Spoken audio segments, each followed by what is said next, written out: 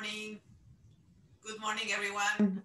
Welcome to the second day of our International Education Week. It's a great pleasure to be here this morning hosting students from Alamo Colleges and Universidad del Verbo Encarnado in Mexico City, two cities that are also sister cities.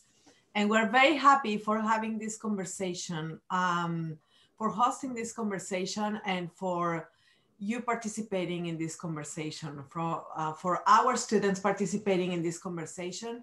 This is extremely important. You are really the important people in this during this pandemic in the education sector, and we want to hear your voices. And what it's even more important and makes it very special is how your voices can be heard on two sides of the border, how your experiences are different or are similar as students in San Antonio and in Mexico City. We are sister cities, but we may have differences, or we may be surprised at the end of this event that we're facing same challenges, we're facing probably same good experiences.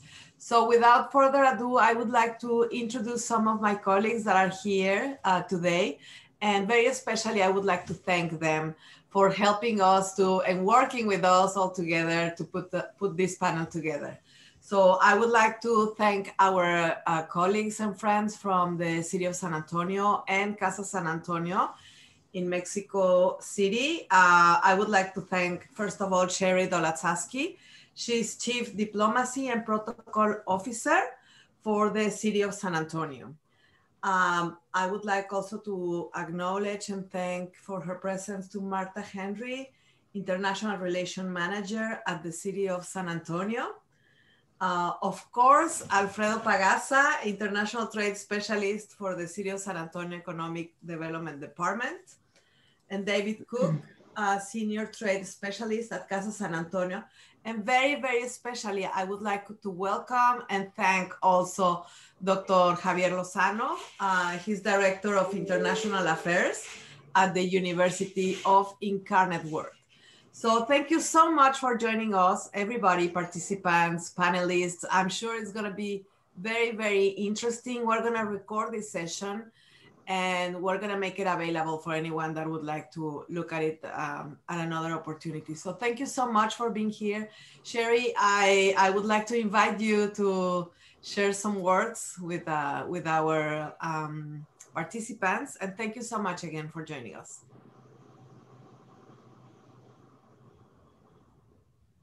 Good evening.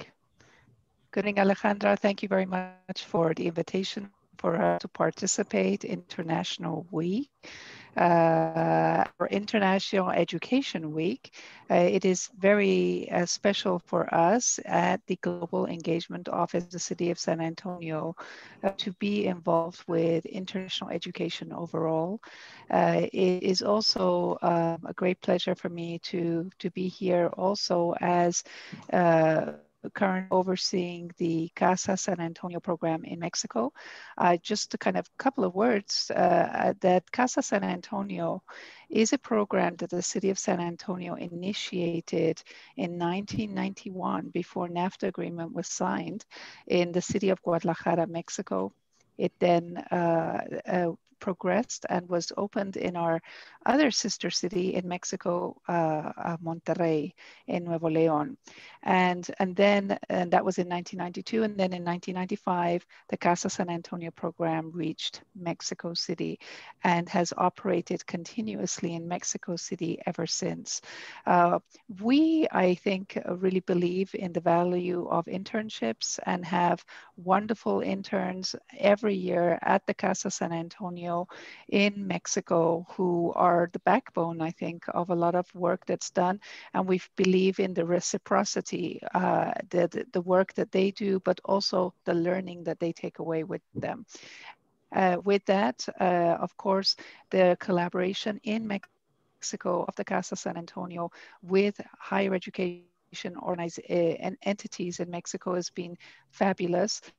And of course, our very own University of Incarnate Word has an amazing campus in Mexico City. And this year, it happens to be that all of our interns of the Casa San Antonio are actually students studying at the UIW Mexico City campus. So I'd like to welcome all of them. With that, Alejandra, I thank you for the invitation. It's an honor to be here. Thank you. Thank you so much, Sherry. I would also like to invite Dr. Javier Lozano to join us this morning and to give us some welcoming remarks. Welcome, Javier. Yes, thank you, Alejandra, and good morning to everybody. Yes, my name is Dr. Javier Lozano. I'm the Director of International Affairs at the University of Incarnate Word. And we are also very proud to be part of this discussion this morning, and very important topics, very timely topics, as this COVID has affected many facets of our everyday life, including education. And I look forward to discussing not only the pivots that the university has implemented in regards to international affairs, but also the somewhat exciting, I know it's somber times these days, and it is, we're filled with pessimistic news. However, there are optimistic future outlooks that we are looking at. And when we are faced with challenges, that is when, in my opinion, humanity comes together, the brains, different parts of the world come together, and new innovations are definitely born and fostered. And so University Incarnate Word is very excited to be working in projects looking forward as well. And not only that, but collaborating with other institutions and organizations, not only in San Antonio, but all over the world. And I definitely am looking forward to sharing some of those future collaborations and fostering growth and prosperity for everyone, especially for students. Thank you so much again for having me here. Thank you so much for joining us. It's a pleasure to partner with the University of Incarnate Word. And really, we're eager to hear our students. So without further ado, I would like to thank very especially Alicia Ramirez and Maria Rivera for working with all this team to put together this panel. And Maria, please introduce our students and let's begin the conversation. Thank you so much. Good. Good morning, everybody. My name is Maria Rivera, and today I have the pleasure of introducing our Alamo Colleges students panelist. And I'd like to begin with Connie Pullen. She is a student at St. Philip's College. Thank you for joining us. Second student is Jesus Tejeda, and he is a student at Palo Alto College. And Yoso Young from San Antonio College. She is actually a student from, an international student from South Korea. So she's joining us this morning as well. Thank you for joining us. And next, I'll let Alfredo introduce the students from Casa San Antonio, Incarnate Word, Mexico. Thank you, Maria. Good morning, all. I'm pleased to introduce our Casa San Antonio interns and also Incarnate Word Mexico City students. First, we have Hugo Becerra, also Jimena Mesa, both students of international business.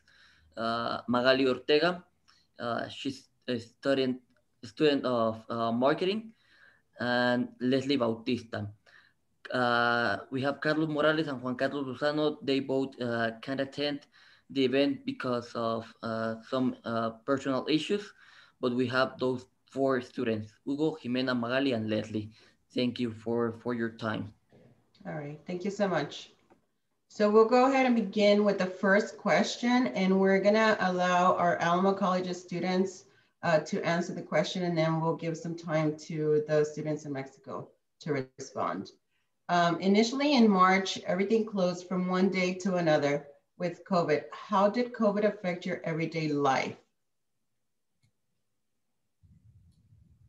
I think from a business standpoint, for me, I own my own business here, and I do I clean vacation homes for a living. So obviously when the travel stopped, my business went south, and it's been a struggle to get back up as far as business is concerned. And I know with the city of San Antonio, I see it's slowly coming back, but that's my experience with the business world. It's been hard. It's been hard. I'm glad I'm a student, so I've had something to do with my time.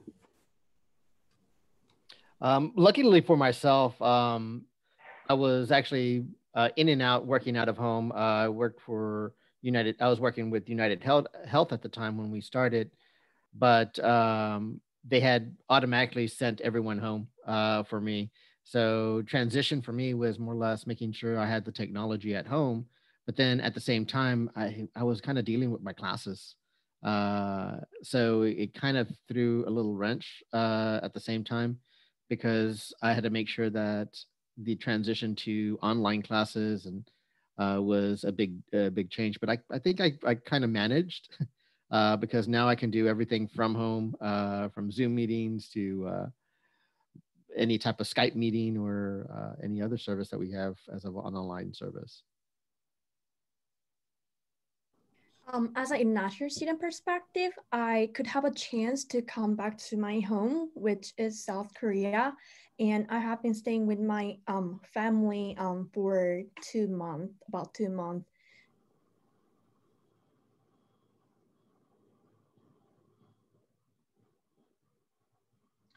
Alfredo. Thank you. Okay, the same question. Initially in March, well, I didn't need to read it, right? So what do you think our students in Mexico? For me at the beginning, I think that it was kind of difficult because like we have to take our class online, learn like the new methods our professors were teaching us in order to give us the knowledge that we needed. And I also think that is easier because now you're not like stuck in the traffic trying to get to work or to school. So I think that it made many change in our daily life. Well, in my case, I think it's very difficult to understood the professors in the classes.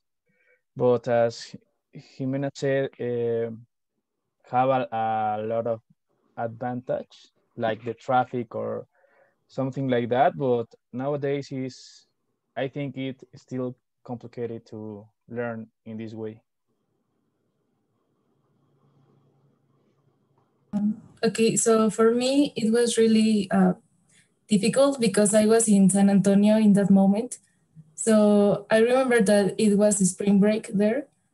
So UIW told us like one day to another, like go home.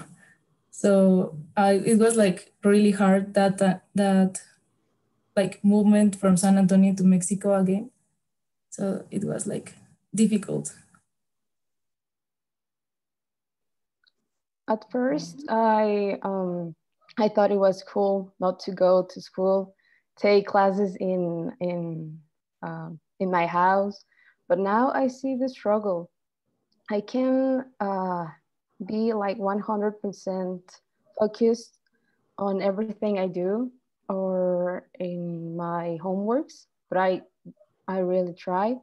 I'm talking about business. I do not have a business, but I see really close to me because my dad does. And I know it's really hard. He's like struggling. Thank you. Okay, the next question we have is, can you talk a little bit about the recent? I think we skipped one question. Oh yes, I'm sorry. Yep. Okay. The second question, how did COVID affect your education? Can you talk about how it affected those with already limited resources and accessibility? I think some of you already mentioned a little bit, but can you go into a little bit more details with how the internet and accessibility affected you with education? I can speak to that a little bit because I was a former board member for a school district here in San Antonio. And that was one of the biggest issues that we had is accessibility with a lot of the students and making sure that they had the internet service to get to their online classes. So one of the transitions that I kind of saw was I was on a board with that school board where I was actually they were asking me questions about that in person. What they told me was like, what do we do? We even got to the point where we have buses that are situated out inside of the actual community where they do Wi-Fi. Trying to educate them of what locations to have Wi-Fi. Even for myself, finding those Wi-Fi hotspots or anything like that was going to be a little more challenging when I was not in my office or away from home itself. So it made it a little harder to even do class too, because I had to find the actual time and space. Now, yes, I mean, before traffic was the biggest deal, but I think now it's finding that area where you can actually do your studies that makes it a little harder. Thank you. I agree. I would have to say that probably what I missed the most and what affected me the most would be that I learned from my classmates. I learned from other people a lot, just as much as I do the curriculum itself. So I've definitely struggled with not having that interaction with my classmates and learning how to learn, I guess I could say, just the curriculum by myself. It's been a struggle. I guess just to add on, I mean, yeah, asking questions to a classmate like, well, I didn't understand that. Can you kind of fill me in? When you're able to study together, it makes a big difference. Yes, it really does. It really does. I know a lot of students are struggling with that as well. It's like self-teaching. Being a student leader at San Antonio College, from past year, a lot of students reached out to us first, but for this year with the pandemic, we were so worrying about the student engagement because we didn't have a lot of students who are reaching out to us, neither participating in a lot of student organizations. So having COVID-19, we really thought about student engagement and student resources for those students who doesn't have any access Wi-Fi, webcam, and like laptop for their classes.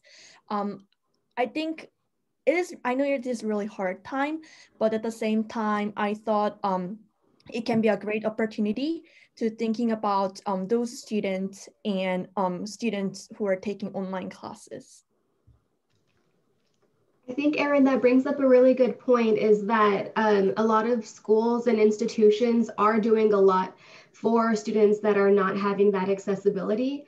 I think initially in March, we didn't have any kind of preparation. Of course, no one planned for a global pandemic. So I know students were struggling really, and it was really difficult to get that engagement and get that technology for the students. But of course, as we saw like how long this was actually going to last and technology was dispersed to students, we were able to do so much and provide so many resources to students. And I think it's really good and hopeful to see all of these institutions, how they've stepped up and really kind of were able to get in with these students and provide those pieces for those students.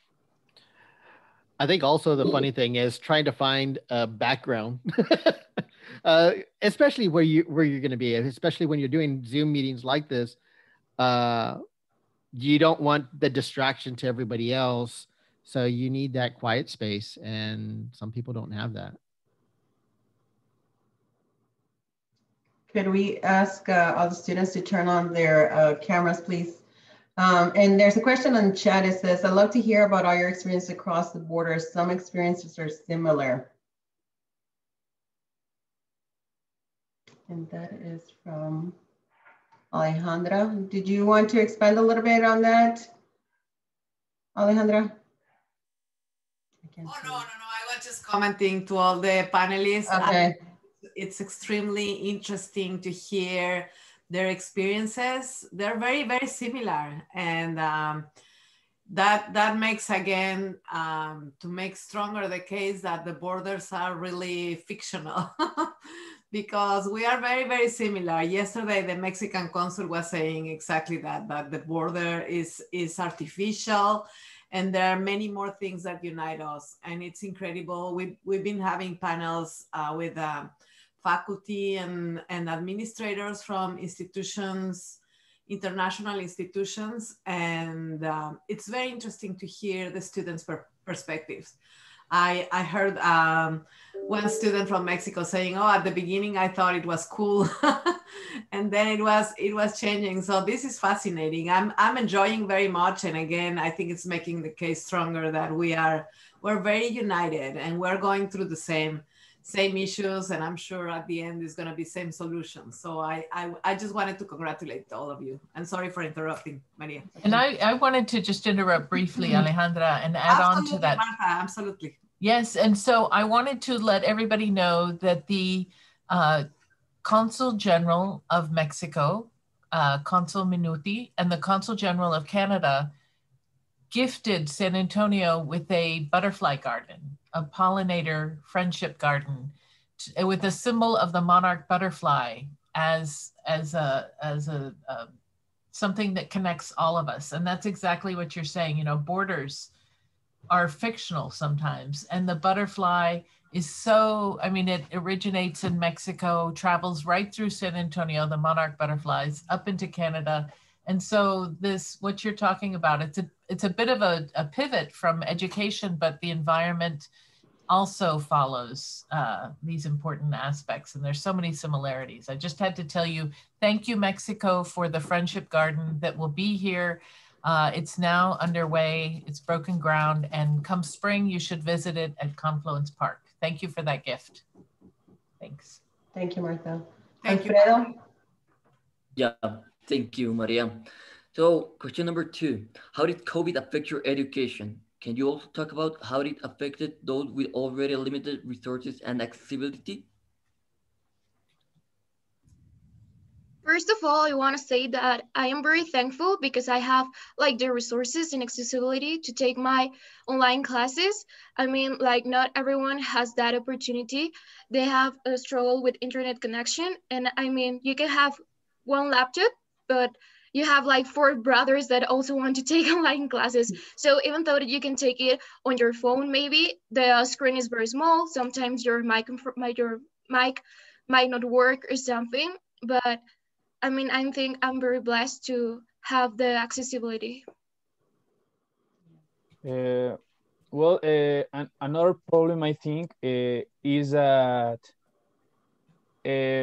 like as Jimena said, we don't live alone. So maybe we could interfere when the teacher asks us something. They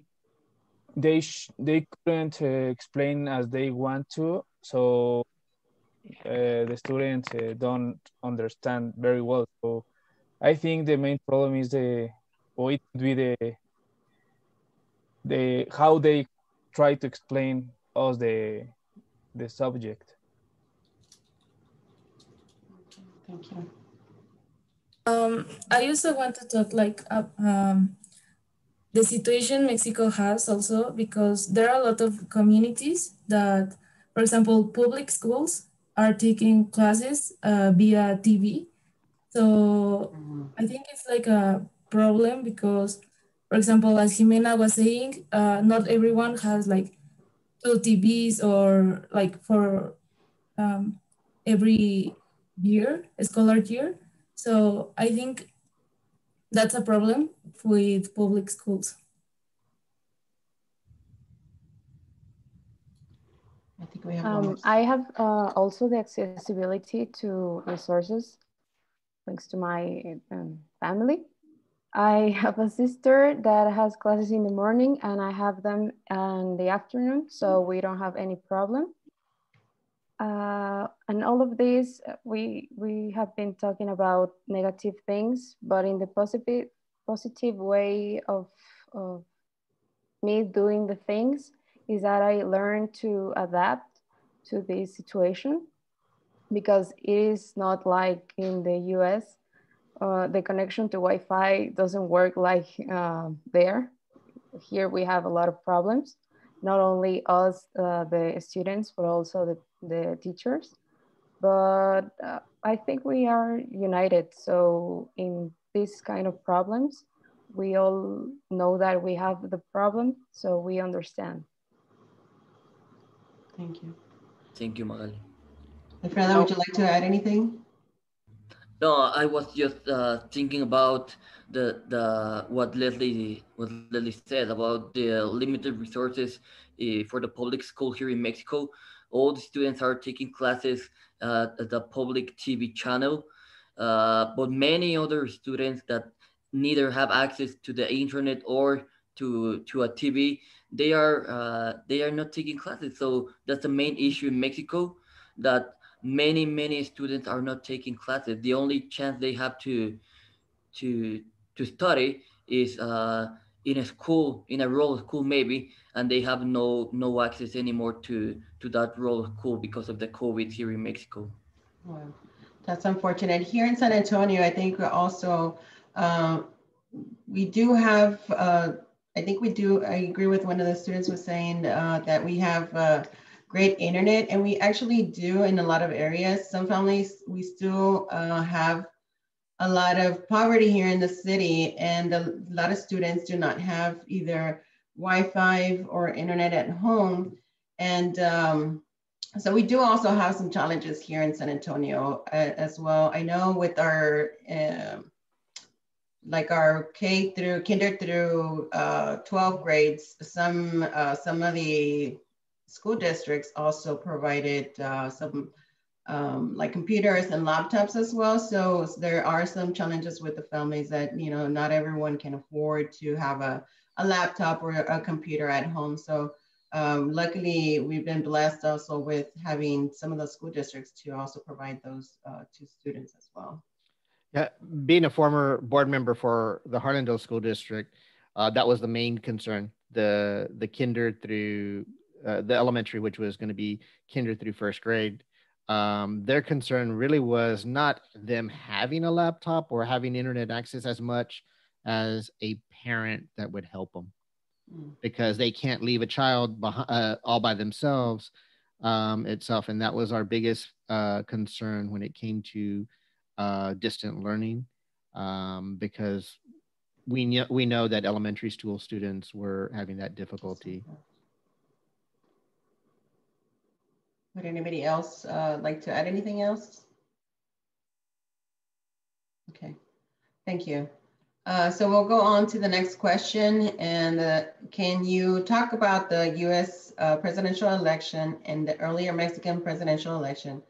And what changes do you hope to see? If you can please expand on some experience or knowledge you have on business, education, and trade.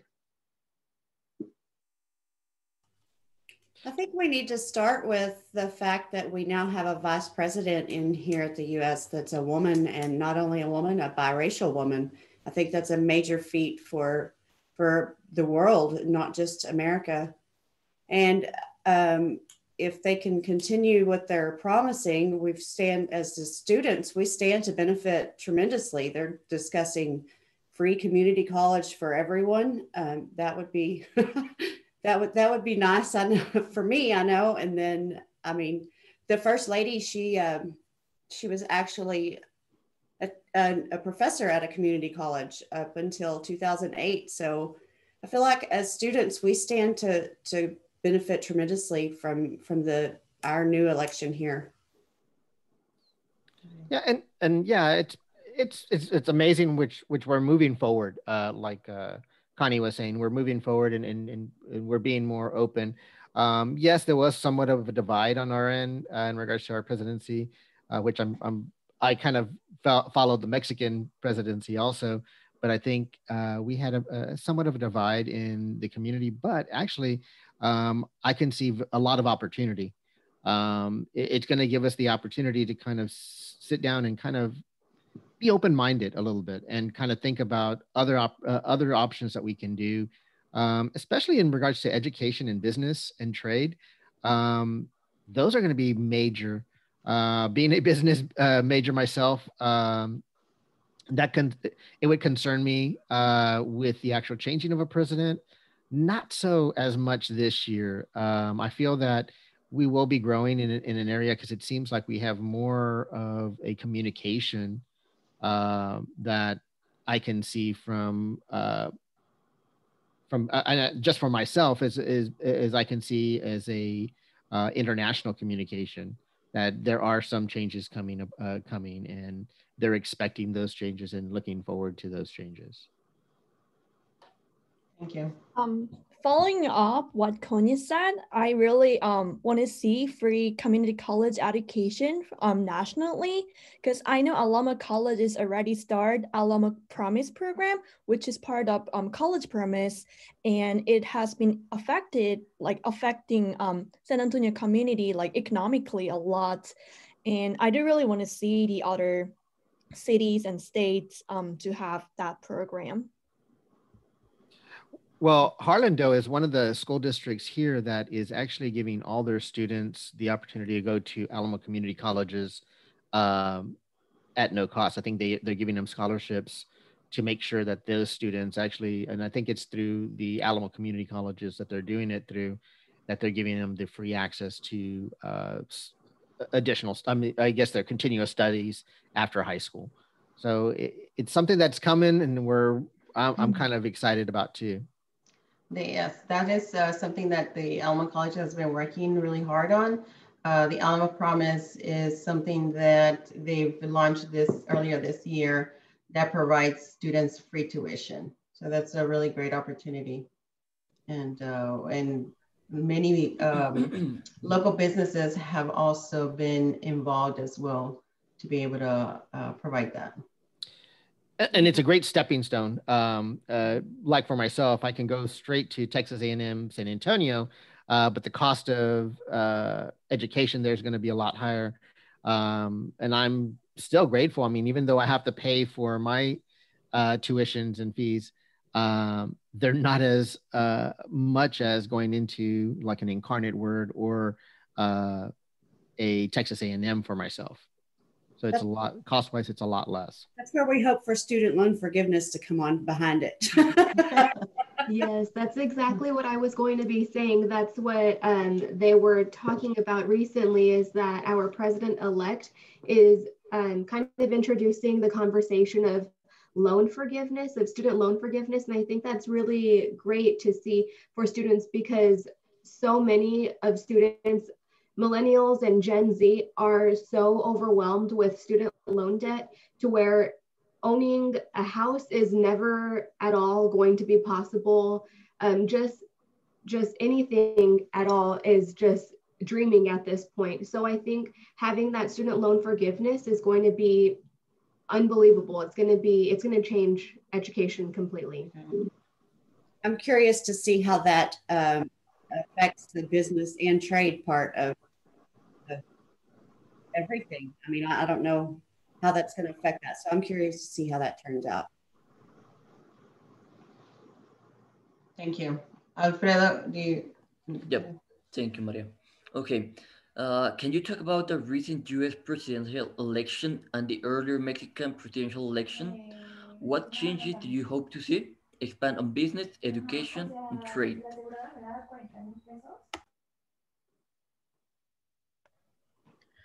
Well, I'm actually hoping to see an economic recovery, because as we know, like with all the COVID situation, trade stopped because all the borders were closed. So I'm hoping to see like more trade, and also like, for example, have Mexican companies going to the US or American companies coming to Mexico. So I would love to see how this change. Thank you, Jimena. As Jimena said, I would like to see how Mexico and US make the new trades or the new changes they need to do to connect in the business. Well, in the business is very important, and well, in the education, I expected that we could do it in the right way in this new life of being in the home.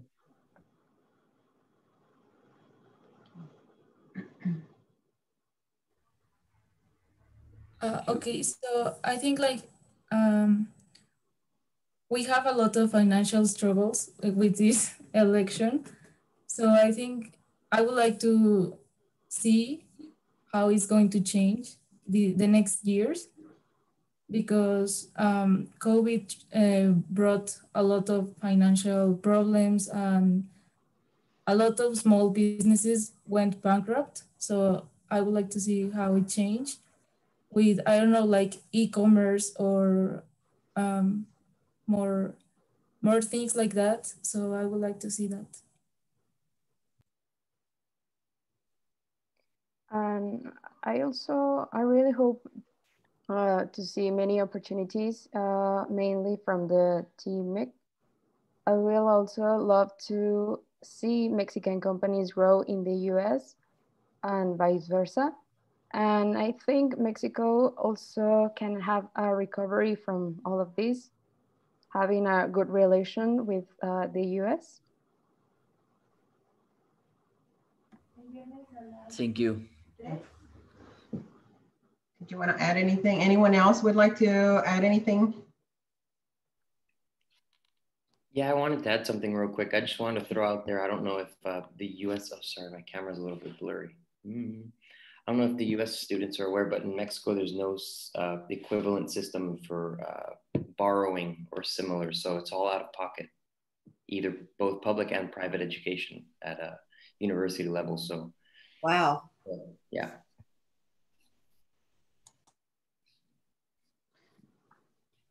We're very fortunate here to be able to have different resources from the government that provides assistance.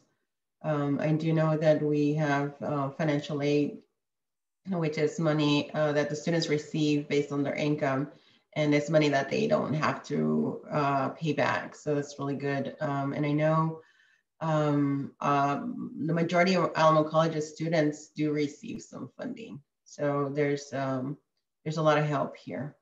And I think giving a little more context, cultural context in the background, it kind of goes hand in hand with finance and other related topics in Mexico, as to say most people save and pay for everything out of pocket versus the cultural financial custom in the States, where there's great credit services for either auto financing or home loans or whatever it may be. And it's a cultural difference that does exist. And it's interesting to think about that in the spectrum of education and the resources made available to students. So I think it's pretty interesting. Yeah, and I'm glad that you brought that up, David, because my wife is actually from Mexico and has her family still in Mexico. And yes, like you mentioned, there's not really any credit system in regards to having something on like a credit card or anything like that. And if you do have access to one, you're fortunate. But again, yes, even knowing, I think the home purchasing program, it's a point system through your work. So those things are a little different than here in the States, where we actually take out a loan on our own. It's a credit line to pay for the home, and then we pay that back. So yes, yeah, it is a big difference in regards to the economics of U.S. and Mexico. Yeah, and I think also maybe something that might play a role in on the Mexican side is maybe the lack of financial literacy and trust towards financial institutions. So that also has to do with maybe the lack of that resource in particular, or the interest in it, or similar. Yeah, it's interesting. It would be nice to see the two countries come together as a whole and integrate both with both countries. That would be beneficial to all of us. As an American, you're talking about what you don't have there. I'm realizing just how fortunate I am here. I wouldn't be here if it wasn't for financial aid and the government helping me. So that it brings a whole new light on what we can do as countries together just to create a better opportunity for students. Right. Thank you. Thank you. Okay, so the next question is, We are interested in learning about the curriculum degree requirements for your institution. What are the requirements, and specifically in the business field? I know all our students participants are business majors, so we would like to just kind of elaborate on that. Well, I mean, we still have our core classes that you have to take in this case, like your Englishes, your histories, and so forth. And then you have your business curriculums, and I think that it is somewhat similar to what Mexico has to offer in regards to their programs. I have, like I mentioned, my wife's family is there, and her niece actually just got a business degree in Mexico herself, and it was interesting because she was kind of telling me all the actual curriculum that they had to go to, and it's kind of somewhat similar. There's some slight differences as you go along.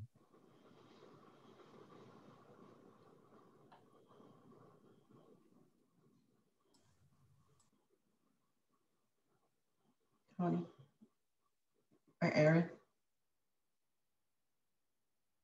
I think looks like Connie got frozen.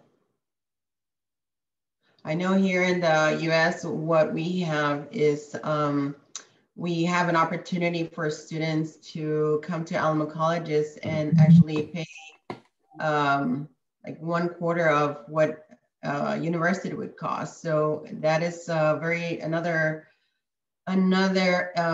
positive thing that we have with education here in the United States, that students have a choice to be able to attend a community college like Alamo Colleges and be able to take classes here and then transfer them to the university. So we do have agreements that we sign, and students are able to take classes at Alamo Colleges and be able to transfer to the university and get all the credits.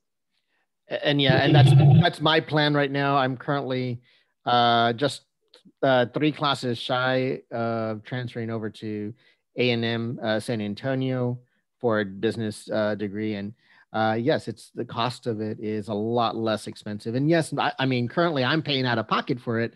So I'm trying to make it as efficient as possible to make sure I get that degree that I was kind of shooting for.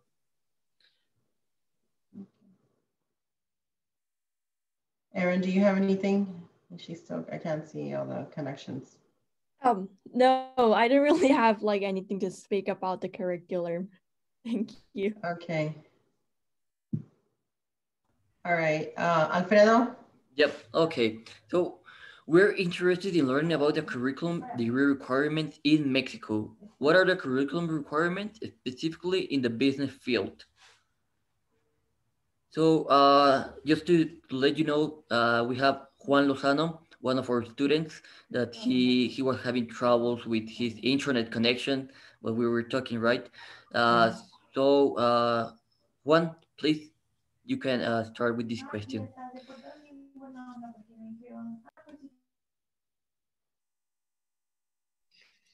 Yes, the question. You're interested in learning about the curriculum degree requirements. Yeah, where are the Mexico.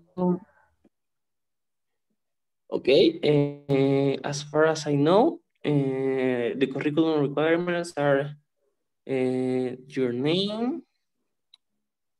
They ask you about your studies.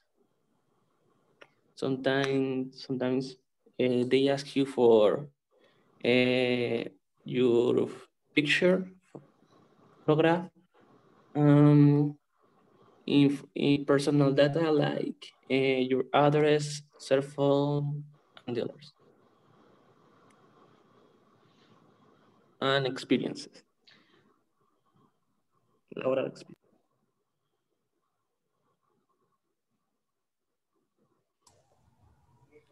Okay, thank you. Jimena? Yes. Well, one of I think the biggest difference between Mexico and US is that as non-native English speakers, we have to pass our TOEFL exam. So that is one requirement. And also we have to make our social work, which that's why we are here as interns in Casa San Antonio. Jimena, that is so interesting. I am very interested in how each country looks at internships and if all students are required to have them. And we call them internships, and I think you call them social obligation or social work. And I think it would be very interesting for our US students to understand how incredibly well established and rigorous your requirements are. You have to put in a huge number of hours, and do you get paid for that? And so eventually I'd like to hear a little bit more from each side about what part internships play in their studies, whether they're paid, but anyway, please, Jimena, talk more about that. Very interesting. Yes, well, it doesn't matter what major you have to make that hours. We have 480 hours, and we're not paid, and this help you like to work on what you're studying, so you know like if you really like it or not. And also you are only able to make your social work on your senior year. You cannot make it like earlier. And 480 hours, that blows my mind. That is a huge number of hours. And every student in Mexico, right? Every university student has to do this. Yes, every student. Like Wow. It doesn't matter your major, you have to do it. So this is when you guys spend your senior year in college, that for the most part. Is that what you're saying? Yes, it's on senior year, so maybe you can probably do it like on one semester, but it also depends on how you how you make the hours, how you decide to. How you manage your hours? Yeah, manage. Right. Yes. Very interesting. Yeah, and that's very interesting. Yeah, because for me, on the opposite end, I decided to go into the workforce. I worked for a couple companies in the finance and insurance field, and now I'm coming back to school and obtaining a degree in business management to kind of fulfill those positions that I'm looking for. Knowing that this is the field that I want to go into, it's a little different. But yeah, the other option was I was getting paid while I was working and doing my own like I guess work experience itself first. Previously, my first when I initially went to school I was going into an engineering degree, a civil engineering degree. And left that behind to get into the workforce with Citibank before I decided, I think it's time to go back to school. So I waited almost 10 years, 10 years plus before I even decided that I wanted to get back to school, and my degree plan was going to be business administration or business management. You want to add something about the internship in Mexico that is called the social work. It is, well, as am I a former intern for Casa San Antonio program, so I can really say that the internship is a really good tool for the students to acquire knowledge, not only if they really like what they are studying or what they are going to work for the rest of their life, not, but also they are acquiring experience, and maybe they will get a chance to work in the company, or they got hired by someone that they are contacting or working with. And also in Mexico, there are many majors that not only required what is the internship, but they also require what it is called prácticas profesionales, professional practices, that it is also a bunch more of hours, like 300 hours, and they are also focused in practicing what they are studying, but like in a more professional way. I don't know how to explain it, but they in that practicas profesionales, the students get paid for their work, but it is a really low wage. That's actually something that we also do here. I know that Alamo Colleges is actually working on a program that is providing students an opportunity to also get that work experience. So they really want all students to be able to have some kind of work experience before transferring or going on into the workforce when they're at Alamo Colleges. So it's a great opportunity because a lot of businesses are now actually requiring students or people they're hiring some work experience. So it really helps the students have that, to build that experience before they go to work. Yeah, and it is a benefit, like you mentioned. Workplaces do ask for the experience, and in my field, in business administration, or even in the insurance field, which I'm in now, they expect you to have at least 3-4 years of experience before you even go into specific roles, because they want you to have that knowledge of how that field works before just saying, okay, go ahead and go at it and try to do your best. And also what Ari was is saying about the gaining experience, I think like that if we move it to the COVID that we are living now, it is really good that the students have the opportunity to do their internship via online, right? You know that many companies are not taking the risk even to hire people. They won't hire students. So this time of COVID, having the internship also helped the students not going out of their homes to going and look and risk themselves into the environment of the COVID, right? So this is also a good opportunity for the students, as Jesus said, to gain experience. And now in this just in an online resource. Thank you. Anyone else? Okay, I think we're running out of time. So our last question is, what we see in the news centers around negativity in both countries. Can you explain what we do not see? Expand on music, culture, cooking, and sports. So let's talk a little bit about the good stuff about what you've experienced. For me, I was just talking to my wife last night about this. Is what does she see as the culture difference coming from Mexico to U.S.? She's been here for 10 years now, but yes, I mean, there's so much. I mean, just in my travels alone, from the art, music, especially food. For me, I love food, regional food. I was traveling in Veracruz and was able to try my first lechero for the first time there. So having foods, fresh, like different vegetables and stuff like that I would not even see here in the States. The culture itself is very rich. It has a heritage. In comparisons to the U.S., we do have several different foods also in heritage, but I think we're a melting pot. We bring everybody else's heritage to the U.S.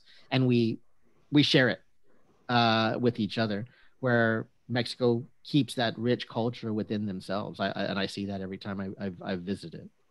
Yeah, I agree. Sweet tea and big cheeseburgers. This is what we have to have here. And barbecue. And barbecue, yeah. And touching on sports, I don't know a lot about sports, but I know in Mexico, soccer is a big thing there, and that that we as Americans really don't pay that much attention to here. Some of us do, but here it's football. We got to have our football teams that we cheer on. We can't work on Sundays. We have to watch football. Well, Being a baseball fan myself, Mexico has some of the richest baseball players I've seen. So being able to play both, play several teams in the States and against Mexico and having them come in, I see more of a fundamental teaching in Mexico than the States. We have more of a lackadaisical kind of sports, I guess. Aaron, do you have anything to share? Yes. Comparing the state and Mexico and state and Korea, I think Korea are gonna be much more different from Mexico relating with the America, because as part of like Eastern culture, like everything was really different for me. But what it was really interesting was how people act. I knew that like we're gonna have different food, music, and sports, but I really like to see how people act. Like, for example, when COVID happened at the first, the reason people wear masks was really different. Like as an Eastern perspective, as collectivism, people wear masks to protect themselves. But like in Western culture, I heard that like as an individualism, people wear masks not spread. Oh my gosh, I think I told differently. In Korea, people wear masks not to spread virus to other people, but in the US, people wear masks to protect themselves. When I heard that first, it was really interesting, and I still want to learn about like more new things. Thank you. Alfredo. Yeah, thank you. What we see in the news centers around negativity in both countries. Can you explain what we do not see? Expand on music, culture, cooking, and sports. Okay, so we all know that Mexican news are like really negative. So what we see or what we do is like to watch good news in social media like Twitter or Facebook. Like this man or this woman is in need of money or anything. So we can help, but not but in social media.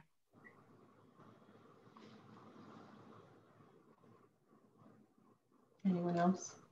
Anyone else? Yeah, well, one of the differences we have is like when I was in USA, I I say hi, and when I say hi to my friends in USA, I kiss them in the cheek, and they were like, "What?" So I think that's one of the differences, and I think that music also help us survive the quarantine. So I think one is from music.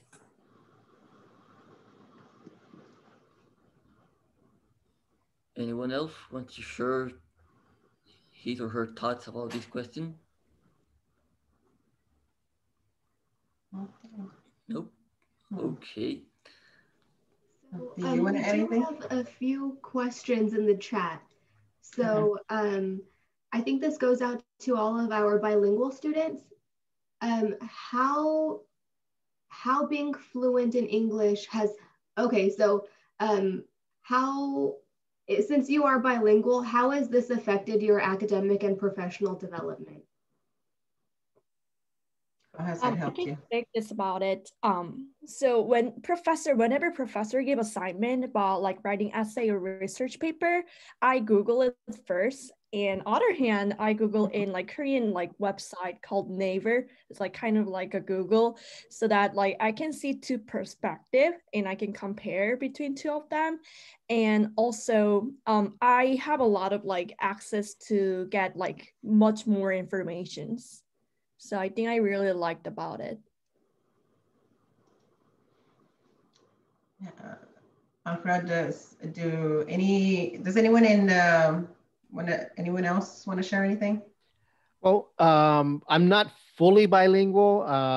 I do speak a little Spanish. Yo hablo español, no mucho, pero muy poquito. But I guess I'm able to read and write Spanish and understand the difference. Being bilingual to a point, I find it a little different because I can see it in my wife herself, where she has to, the translation, you can get lost in translation. When I go to work, I kind of see it too, because of the fact that I can be on a call with a translator on the line, and I know that translator is not translating exactly word for word that I'm saying, and there's that kind of miscommunication. So I have to intervene in some cases and say, no, please make sure that this is said. I'm lucky to be semi-bilingual, but I know the difficulties that it can bring, because if you are going to be doing full English and you're a Spanish speaker, it's very easy to be lost in translation and understanding instructions or anything like that, or writing projects like Aaron mentioned. It's not as easy to do a writing project as possible. I think that brings up a great point, because this panel discussion is completely in English. And I'm curious as to our students in Mexico City, was this difficult? Because I know things can get lost in translation, just like Jesus said.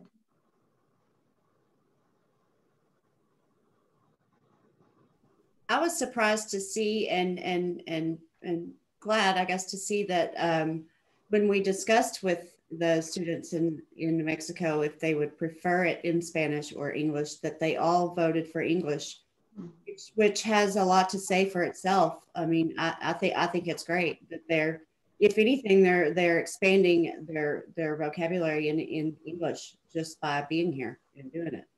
Yes, and they did a really good job. They speak really good English. Yeah. I agree.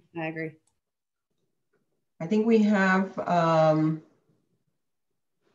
we do have, we had one more question in the chat, I think. Magali, what do you like the most about living in Mexico? Oh, it's really hard to say one thing. Well, I really love my country. So, but talking about one or two things, I especially love the food. We all know Mexican food is good. And traveling. I don't know if you have ever traveled to any state of Mexico, but I do, because my dad travels a lot, and I really like that. It's different culture in every state and different food in every state, and it's like magic. Yeah, I think she does paint a beautiful picture there, because I've been able to travel, and you can go from northern Mexico to southern Mexico, from artwork to, I mean, a lot of their churches are gorgeous cathedral churches, to architecture. The food, like she said, is amazing. Yes, definitely. The food is amazing. Anyone else from Mexico want to add anything to the conversation? Well, I just want to add, I know that the question was specifically for Magali of what do she like most about living in Mexico, but I want to add also that in the Mexican culture, I don't know, the relationships about between Mexicans is like really close. We used to live with our family, even if we are in college. We live with our parents, and maybe many Mexicans ever left their house. I'm not on that point, but I love that that family connections, and we can see it in our Dia de Muertos festivity, right? We honor our deads, we honor their memory, and I also love that or festivity or holidays in Mexico.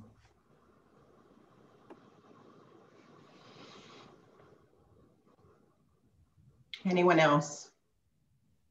Can I add something? I don't know. I can't speak like as a Mexican, like for the question, but I can say as a Korean, what I really like about living in Korea is one of the biggest thing was I don't need to think how to speak in English for those type of sentence and word. I can communicate whatever I want to say.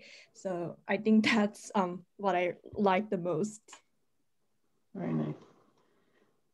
There's one more question, Alfredo, that is, it's just a comment. Very interesting aspect about Mexican culture, and thank you. Okay, I think we're a little over our time. I want to thank everyone for participating and everyone that is attending the session as well. Thank you so much.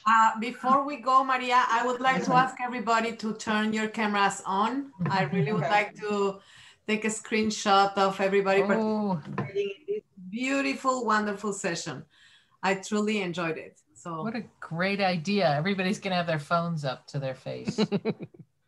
That was great. Are we now going to, when we can travel again, have a little exchange maybe?